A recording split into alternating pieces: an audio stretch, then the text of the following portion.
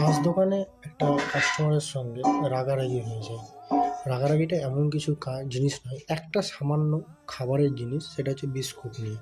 ব্যাপারটা কি হয়েছিল, যে এই যে বিস্কুটগুলো তোমরা দেখছো, এই বিস্কুটগুলো এটাতে দাম রয়েছে কত, 27 টাকা। ঠিক আছে, আমি কাস্টমারটাকে বলেছি যে এই বিস্কুটটা 25 টাকা দিলেই হবে। তাহলে ক টাকা ডিসকাউন্ট দিচ্ছি? 25, 26, 27, 2 টাকা ডিসকাউন্ট দিচ্ছি। ও আমার সঙ্গে জোরামো করছে, দাদা এটা 20 টাকায় হলে দাও, না হলে দিও না। এবার তোমরাই বলো, এই বিস্কুটটা আমার কেনা 23 টাকা, আমি 25 টাকায় ওকে দিতে চাইছি, তো এটা কি আমার বলা অপরাধ?